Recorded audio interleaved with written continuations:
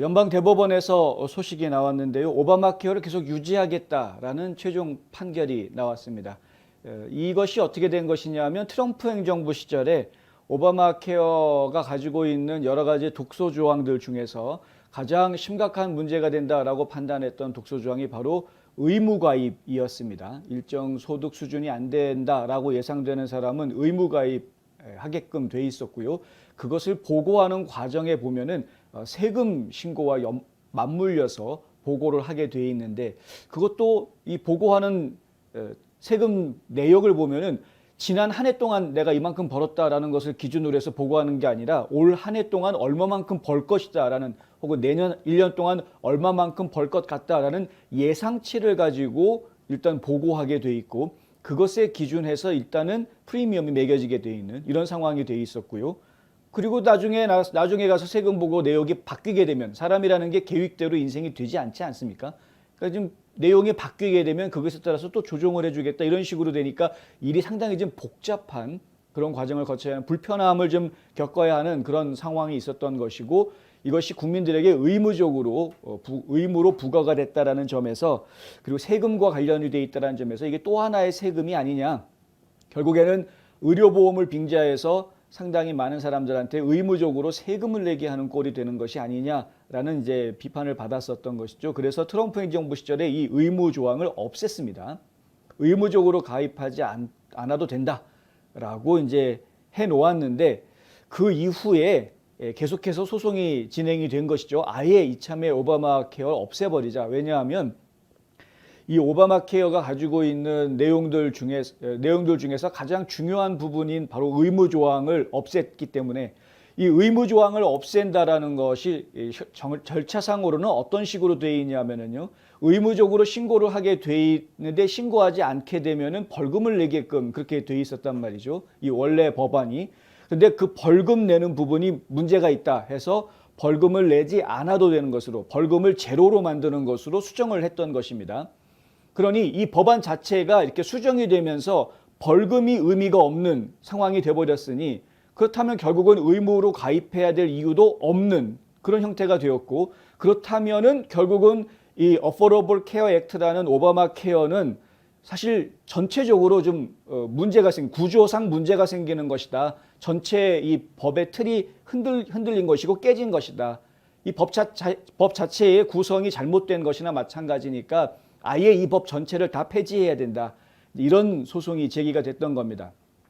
일단 소송의 주체는 텍사스주에서 주 법무장관이 소송을 제기를 한 것으로 되어 있고요. 여기에 20개의 주 정부가 합류하는 것으로 되어 있었고, 당시 트럼프 행정부에서도, 연방 법무부였죠. 당시 법무부에서도 이 소송에 동참하는 이런 모습으로 소송이 진행이 됐습니다.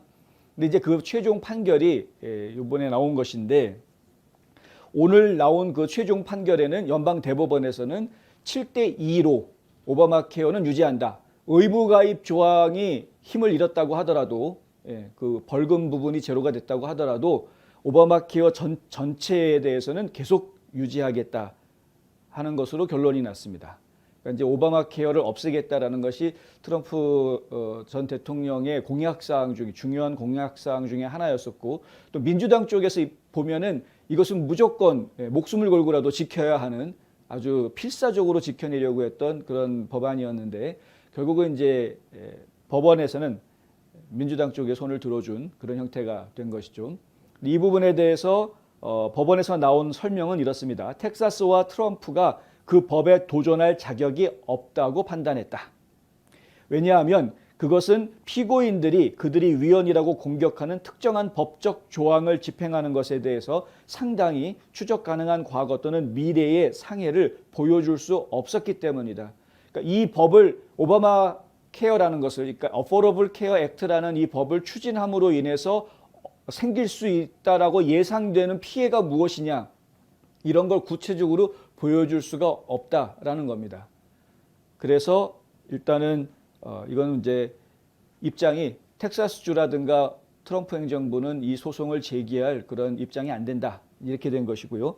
그리고 또 한 가지 이제 중간에 변수가 생겼던 것이, 트럼프 행정부에서 오바마 행정부로 바뀌지 않았습니까? 그 연방 법무부가 트럼프의 법무부일 때는 이 소송에서 참여를 했는데, 바이든의 행정부로 바뀌고 난 다음에 바이든의 연방 법무부에서는 우리 그 소송에 참여 안 할 거야라고 입장을 바꾼 것이죠.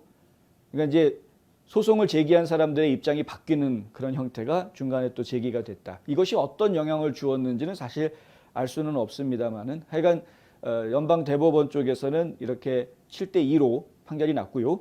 반대한 부분들, 그러니까 이제 오바마 케어는 없어져야 되는 것이다라고 주장하는 대법관도 2명이 있었습니다. 닐 고서치 대법관하고 사무엘 엘리토 대법관, 이 두 분은 반대 의견을 냈는데, 엘리토 대법관 같은 경우에는 이 소송은 계속 진행돼야 된다. 뭐 이 소송을 제기한 텍사스주가 충분한 자격이 있다. 이 이야기를 계속했던 것이죠. 권한의 껍데기는 명백한 위헌이며 주 정부에게 부담을 주는 오바마 케어의 조항이 개인의 권한과 불가분의 관계에 있는 한 그것들 역시 강제할 수 없다. 그러니까 개인에게 의무적으로 했던 조항을 없앴으니, 의무화하는 것을 없앴으니 결국에는 이 오바마 케어 전체에 대한 것도 이거는 없애야 된다. 역시 국민들에게 어떤 권한을, 그러니까 권력으로서 이렇게 주어지는 그런 조건이 되기가 좀 어렵다. 이제 이렇게 해석을 했던 것이었는데, 뭐 그런 의견에도 불구하고 더 많은 대법관들은 오바마 케어는 그냥 유지해야 된다라는 쪽으로 판결을 한 겁니다. 브렛 캐버너 대법관 같은 경우에는 이것은 우리의 판례에 따라 간단한 분리 가능성의 사례이다. 과거에도 한 가지 법안에서 일정 특수 조항은 금지하지만 전체 법은 유지하는 이런 판례들이 과거에도 있었다라는 이야기입니다. 그래서 의무화 조항은 삭제하지만 나머지 법 전체는 그대로 두겠다라는 것은 과거의 연방 대법원의 판례에 부응하는 것이다. 이렇게 이야기하고 있는 것이죠. 그래도 천만다행인 것은 어쨌든 간에 트럼프 행정부 시절에 의무 가입하게 하는 조항을 없앴다라는 것 자체는 상당히 큰 성과로 저희가 이해해야 될 것입니다. 그리고 또 한 가지, 바이든 행정부에 들어서면서 이 오바마 케어가 가지고 있었던 한계치, 일정 소득 수준 이상 돈을 많이 버는 사람들은 오바마 케어에 가입할 수 없는 저소득층들을 위한 것이었었죠, 원래는. 그런데 이 한계치를 없애버립니다. 그래서 오바마 케어를 좀 더 전 국민이 이용할 수 있게끔 확대하는 이런 이제 행정 조치를 내려놓았는데, 한쪽으로 생각해 보면은 전 국민이 이용할 수 있는 그런 국민 보험이 만들어졌다라는 측면에서 어떻게 보면은 긍정적일 수도 있습니다. 왜냐하면은 과거에는 애매한 수준이 있었거든요. 사실은 이제 미국에서 저희가 중산층이다라고 이야기할 수 있는 사람들은 연 수입이 6만에서 7만 달러 정도 되는 사람이 중산층으로 이제 구분되는 기준선이어야 합니다. 기본적으로는. 그런데 실제로 많은 사람들이 그만큼 벌지 못하죠.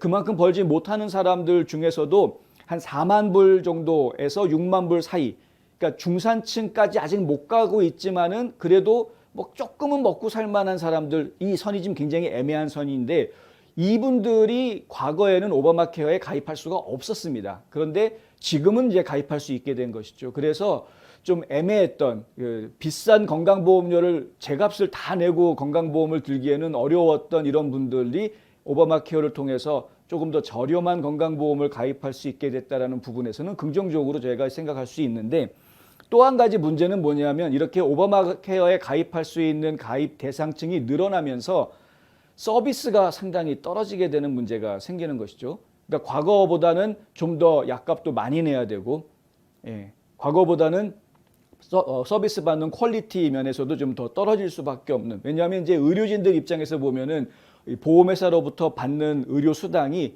오바마 케어가 적용이 되면 굉장히 많이 떨어지기 때문에 똑같은 시간을 사용을 하더라도 오바마 케어 보험을 가지고 온 환자들을 통해서 벌 수 있는 돈이 적다 보니까 의료진 입장에서는 더 많은 환자를 봐야 본인이 좀 수지타산을 맞출 수 있는 그런 환경이 만들어지게 되는 것이죠. 그래서 사실은 좋은 퀄리티의 의료 서비스를 기대하기가 어려워지는 이런 문제가 또 생깁니다. 약값도 마찬가지로 과거에 적은 사람이 싼 값에 약을 살 수 있게 돼 있던 혜택이 더 많은 사람이 싼 값에 약을 사게 해주려다 보니까 약값이 살짝 올라갈 수밖에 없는 이런 문제가 좀 생기는 그런 것이죠. 그러니까 전체를 더 많은 사람들이 혜택을 받게 해준다라는 면에서는 긍정적으로 보였으나 실제로 안에 들어가서 봤더니 이제 전체적으로는 다 혜택을 받는 퀄리티가 좀 떨어지는 이런 이제 현상이 나타나고 있다. 이것이 사실 국민보험 시스템이 가지고 있는 문제점 중에 하나입니다.